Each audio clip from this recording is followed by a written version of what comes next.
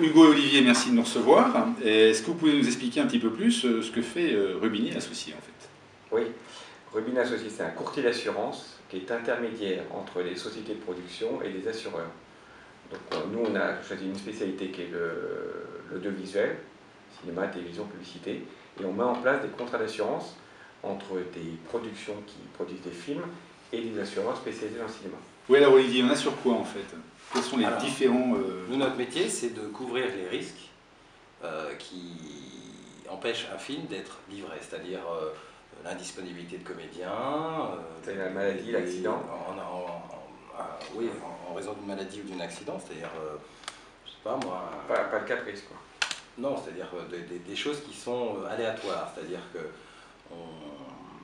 comment dire Le principe de l'assurance, c'est de subvenir à un aléa. Voilà, donc il faut qu'il y ait une cause identifiée, donc un accident de scooter, ce que tu veux, ou une maladie, une grippe, ce que tu veux, qui empêche la personne de venir sur le plateau et qui empêche donc le reste de l'équipe de travailler.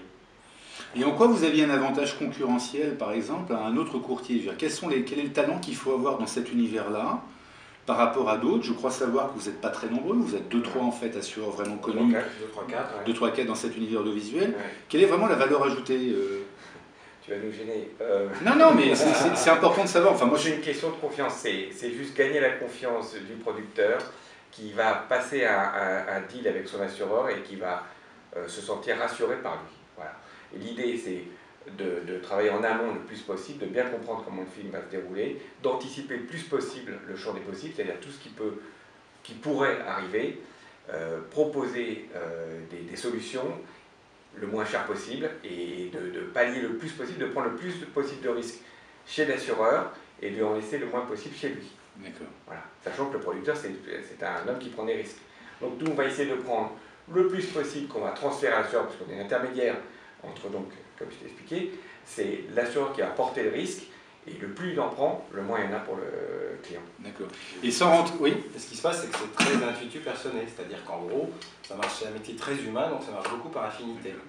Donc si on a des clients que d'autres n'ont pas, c'est parce qu'on s'entend bien avec eux, qu'il nous faut confiance, comme disait Hugo. Et il y a aussi ce qui s'est passé, il y a aussi un côté générationnel. C'est-à-dire que nous, quand on est arrivé dans le secteur, les productions, les producteurs avaient déjà des habitudes avec des courtiers en place. Donc on n'a pas essayé d'être trop frontal parce qu'on voyait que les choses étaient mises en place, c'était compliqué. On a attendu, on a misé plutôt sur des jeunes sociétés de production qui, au fil des années, ont monté, ont fait des films. Donc tu as misé sur des gagnants en fait. J'ai misé sur des jeunes qui ont eu la chance de percer. Mais au début, c'était plus ambiance court-métrage, moyen-métrage, et puis après on est arrivé au long-métrage. Et qu'est-ce qui fait? Parce que ça c'est vraiment du nez, et je le vis aussi dans ma boîte. Mais c'est de la chance. Non, il n'y a jamais de chance, tu la provoques. Oui, qu'est-ce qui a fait que tu as eu ce feeling, à un moment où vous avez eu ce feeling sur tiens, il faut miser sur tel type ou sur... c'est des rencontres, c'est tellement humain que... Et puis en plus de ça, il y a eu une chose aussi qui est importante, c'est que nous on est une société indépendante, et on est un petit peu comme les gens avec qui on travaille, qui sont en général des producteurs indépendants. Et ce qui fait qu'en plus de ça, on est disponible tout le temps. C'est-à-dire que le week-end, il n'y a pas un bureau qui ferme le vendredi à 18 h, il n'y a pas de 35 heures. Est-ce que vous estimeriez que vous prenez autant de risques justement qu'un producteur? Intermédiaire. Déjà intermédiaire. Le vrai, c'est pas nous qui payons les la personne qui prend les risques, c'est l'assureur, c'est son métier. Donc il perçoit des primes d'assurance, comme tu le sais, et il paye les sinistres quand il faut payer les sinistres. Et sans trahir de secret, hein, vous n'êtes pas obligé de répondre, mais par exemple, c'est quoi une prime d'assurance? Prenons le 1617 que vous avez fait, donnez-nous une enveloppe, mais sans rentrer dans le détail, ça représente quoi concrètement? C'est un pourcentage du budget, c'est aux alentours de 1% du budget. Ça ne semble pas énorme. Grosso modo. C'est pas délirant. C'est pas délirant, 1%. Et oui, grosso modo, après il y a l'étude un peu plus technique, mais grosso modo, on est au... Ce qui est incroyable, c'est par rapport au nombre de films qui se font, le nombre de sinistres, c'est assez faible. Oui, ça c'est important. C'est quand même, il y a une voie des séries après, c'est-à-dire que tu as en France, disons, 150, 160 films qui se font... 200, enfin, disons, qui se fabriquent vraiment en France, 160, ou peu importe. Mais il y a très peu, par rapport à tout ce qui peut passer, on a des sinistres, mais ça reste quand même assez... Donc 1%, c'est à peu près la probabilité, à la fin de l'année, l'assureur arrive encore à gagner de l'argent. Théoriquement. Sauf mais tu peux avoir quand même des gros pets. Oui, tu peux avoir vraiment. Il y a un chat noir. Il y a un ou deux chats noirs sans nommer leur nom où à chaque fois ça part en vrille. Tu parles de production? Non, non, je parle de production. C'est-à-dire le type, est-ce qu'il se dit dans ce. Un chat noir, pas vraiment. Pas vraiment, mais il y en a qui ont le vent contraire et qui. Ce qu'on peut parfois dire, c'est qu'il y a des films qui ont la poisse. Oui, ça commence mal et tout d'un coup. Et ça continue. Et ça continue. Voilà. Il y a des films, et à côté de ça, à contrario, tu as aussi des films où tu te dis, oh là là, il va y avoir une merde. Et puis en fait, non. C'est absolument incroyable qu'il ne se passe rien, il n'y a pas de souci par rapport à l'assurance, tout se passe impeccable. Je pense par exemple à un film qui a été produit par Gaumont, qui s'appelle En solitaire. C'est un film très compliqué à faire. Oui, qui est en train d'être tourné, c'est ça avec, qui vient d'être fini. Et on peut imaginer que c'est le genre de film où il peut se passer des choses. J'ai déjeuné aujourd'hui avec les directeurs de production et en fait, ils n'ont pas eu de réels problèmes. Oui, parce qu'ils ont acheté un bateau, c'est ça, c'est un multicoque qui est compliqué à sortir. Voilà, il y a la météo, il y a tout ça. C'est très compliqué. Ils ont tout fait, ils ont fait le pari de faire tout sur la mer au lieu de faire tout en studio, ce qui était quand même assez incroyable parce que. Et en fait, ça s'est bien passé, alors qu'on aurait pu imaginer qu'il aurait pu y avoir quelque chose. Mais là, je suppose qu'il y a à la fois de l'assurance puis de la réassurance, parce qu'un type comme Cluzet, il est lui-même assuré déjà de son côté. Oui, alors non. Vas-y. Non, la réassurance, c'est l'assurance des assureurs. Donc, ce qu'on fait, nous, c'est de l'assurance, c'est encore une fois une mise en place de contrat entre des clients et une compagnie d'assurance. C'est que de l'assurance. L'assurance, après, c'est quand l'assureur pense qu'il est trop exposé, il va trouver d'autres assureurs qui vont porter une partie du risque avec lui. Voilà. Lui, il a ce qu'on appelle une rétention, c'est-à-dire qu'il prend une petite partie du risque, et en fait, après, il peut ventiler, il peut syndiquer, si tu veux. Il syndique pour... Ok. Et Rubini Associés, pour l'instant, c'est franco-français ou ça y est? Franco-français. Vous ne travaillez pas pour l'instant à l'international?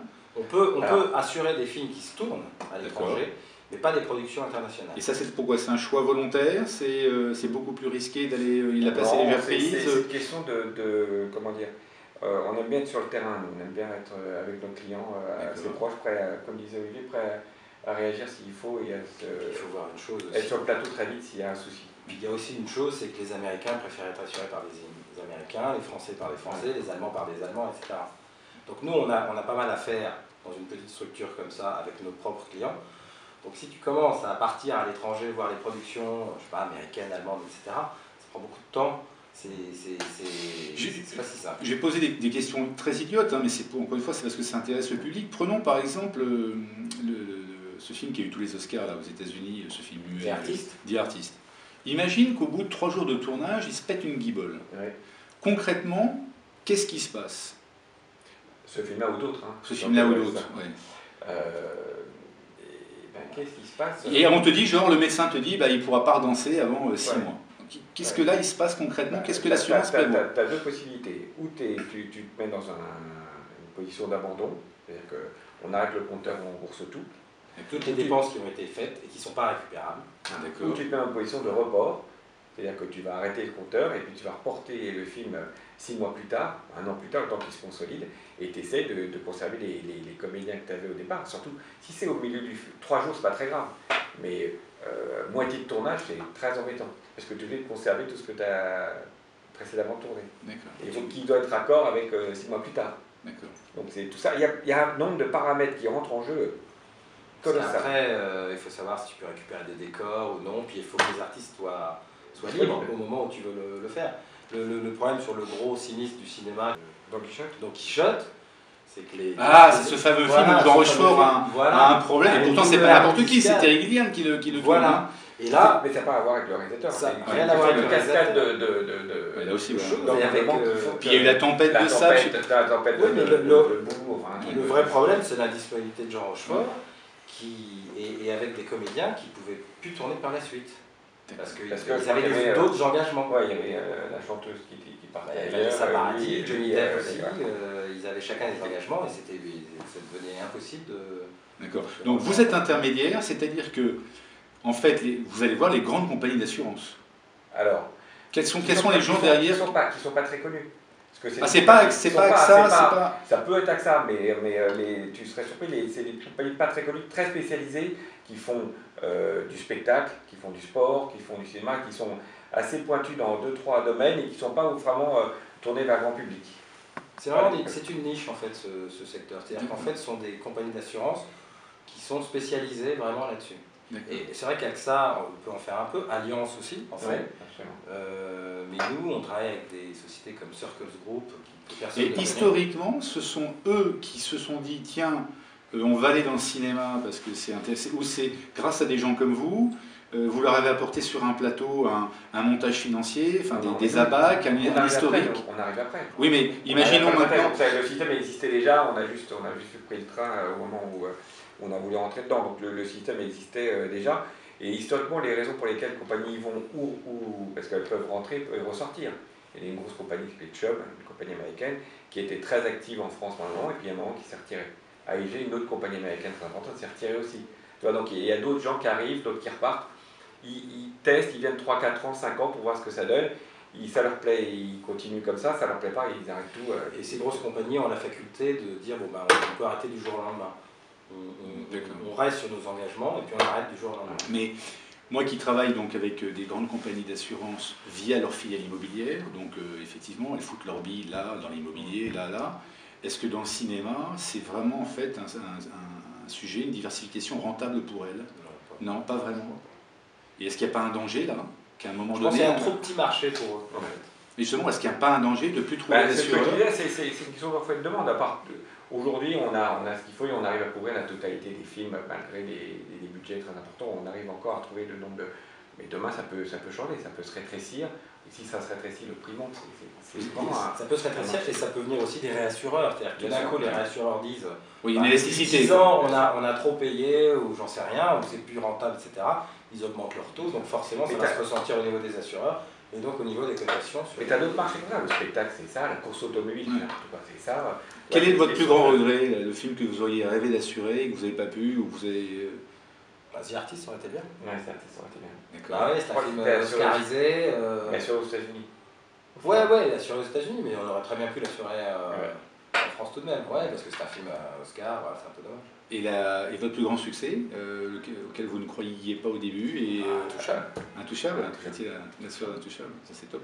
Mais nous, en fait, on n'est pas du tout sur l'exploitation des films. Oui, j'ai compris. Vraiment sur la fabrication. C'est ce que tu me disais tout à l'heure. On est très content d'assurer OSS. Intouchable, c'est super, c'est bien pour l'image de l'entreprise, mais on n'a rien à voir avec l'exploitation. On fait Intouchable d'un côté, on fait La guerre à déclarer de l'autre.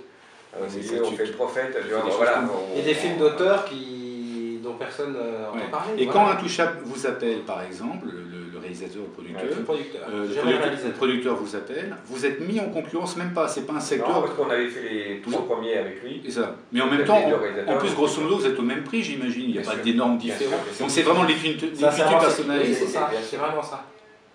On a aussi des concurrents qui conservent leurs clients comme nous on conserve nos bien sûr. Est-ce qu'il y a une différence majeure entre le cinéma et la pub? Énorme. Énorme? Les gens déjà. Oui, tu as quand même des stars qui font des pubs, il n'y a qu'à voir MMA, machin. Bien sûr. Il y a des stars, il y a des acteurs. Non, mais la personnalité du producteur de long métrage est assez différente du producteur du film publicitaire. Mais il faut savoir quand même que les gens qui ont produit Intouchable venaient de la pub. Oui, ça c'est vrai. J'ai discuté avec les Frankinos d'ailleurs, qui eux viennent d'un tout autre univers, justement qui vont faire le deuxième. Mais sur la pub même, quelles sont les différences flagrantes en dehors du fait que c'est certainement pas les mêmes budgets, mais c'est l'économie du système. La pub, c'est un film de commande où tu es payé tout de suite. Et le cinéma, c'est juste un développement très long, une fabrication très longue. C'est le chemin inverse. Le cinéma, normalement, c'est un producteur qui a une idée, qui essaie de la développer. Il va trouver des auteurs pour écrire l'histoire, un réalisateur, il va ensuite trouver des financements. Tandis que la pub, très souvent, c'est l'inverse, c'est Citroën ou Peugeot. Donc dans votre modèle économique, c'est bien d'avoir, on va dire, des dossiers moyen terme et des dossiers court terme. On a commencé dans la pub, au début de la société, c'était que des films publicitaires. Et après, bon là vous avez 2-3 anecdotes rigolotes à nous raconter justement. J'expliquais à Olivier tout à l'heure que j'avais entendu que pour une marque automobile par exemple, ils avaient essayé de tourner dans un désert, un type avait repéré un désert complètement ocre en Australie, ils se sont pointés 3 mois après, ils n'avaient pas pensé qu'il y avait eu la saison des pluies et tout était vert, ils étaient verts dans tous sens du terme, ils ont dû se barrer. Qu'est-ce que vous avez comme il y a ça avec la neige aussi, où pareil, où tu penses à la neige, il n'y en a pas, enfin des cas de figure, il y en a tonnes. Vous n'avez pas un petit truc rigolo à nous raconter Une histoire de vache sur un tournage. Une histoire de vache? Ouais. Si, quoi, qui s'est échappé. Oui, une vache qui s'échappe. Non, il faut que je retrouve, ouais, je vais te retrouver 2-3 trucs. C'est surtout en pub où c'est spectacle. Parce que ce sont des gros moyens sur une période assez courte, donc, et chaque heure qui tourne on peut prendre des trucs, des allures catastrophiques, donc effectivement, c'est plus illustratif. Si c'était sur un film de publicité, c'est une marque, enfin tout le monde a vu le film de pub parce qu'il y avait une vache sur le toit d'une station-service, et en fait cette vache, je me souviens très bien, le réalisateur en tombe dingue de la vache, et la vache s'échappe. Une vache qui s'échappe en Amérique du Sud. Ouais. Et donc c'est un peu compliqué d'expliquer ça aux assureurs. La vache est partie, donc... oui, c'est ça, il n'était plus raccord. Et donc on a eu un problème parce qu'il a fallu retrouver une autre vache qui plaisait au réalisateur, et en fait on a eu une discussion avec les assureurs qui se sont bien rendus compte que on racontait un peu des histoires, et ils se sont dit mais oui, cette vache en fait elle est partie, mais en partant elle s'est blessée. Oui, bien sûr, elle s'est blessée. Et là, donc c'est comme ça qu'on a pu. Et en fait, ils étaient un peu. Voilà, ils nous ont un petit peu aidés à. D'accord. Voilà. Oui. Donc, mais c'est assez marrant. Voilà. Qu'est-ce qu'on avait fait de. Non, on avait assuré la pub. Tu te rappelles la pub Evian avec les bébés? Oui, bien sûr. Oui. Très compliqué, forcément. Très compliqué. D'abord parce que les bébés, tu es obligé d'avoir. T'as un maximum d'heures de tournage par jour pour tout ce qui est enfant et bébé encore. Plus un nombre incroyable, plus il faut que ce soit des bébés plongeurs. C'était assez. Ça peut devenir à des trucs assez monstrueux. On a assuré, mais sans problème. Le film de Rémi Besançon avec les bébés, justement, comment ça s'appelait Un heureux événement. Un heureux événement. Comme pareil, il y a beaucoup de prises de vue avec des bébés. Il y avait 15 ou 16 bébés à assurer, mais 1 mois, 3 mois, 6 mois. Et donc il y a une législation qui est très encadrée pour faire tourner des petits bébés comme ça, si bien que dans la police d'assurance, on a assuré des bébés qui n'étaient pas encore nés. Incroyable. C'est génial. C'est génial. Donc il y avait le nom de, je sais pas, Michel Lampion, et en fait c'est un petit bébé qui n'était pas encore né, mais comme on avait mis en place le dossier avant, j'avais assuré des enfants qui n'étaient pas nés. C'est génial. C'est fort. C'est trop fort. Et pour revenir sur l'assurance, là aussi, parce que n'importe quel kidam a lu ou a entendu dire que par exemple une boîte comme la Lloyd était capable d'assurer n'importe quoi. Ça vous... Ce qui n'est pas pénal, il ne faut pas que ce soit pénal. C'est-à-dire bah, je sais pas, je vais tuer mon voisin, tu peux me couvrir. Oui, non, d'accord. Mais est-ce que, par exemple, vu que les Anglais, on peut le dire, sont quand même un peu en avance au niveau assurance, c'est sur les inventeurs d'assurance, on est d'accord? Est-ce que vous allez aller chercher chez eux des nouvelles idées? Bien sûr, on est payé pour ça. Nous, notre boulot, c'est de trouver des assureurs plus allants, plus courageux que d'autres. Donc on est payé pour ça. Et de temps en temps, on peut arriver à des cas de figure où, si tu veux, l'assureur, pour un comédien un peu sensible, va prendre 80% du côté maladie, il va donner des restrictions sur un côté tu vois, qu'il n'aime pas trop, parce que où il y a une pathologie, ou un truc, et donc on prend la partie refusée par un assureur et chercher un complément à Londres.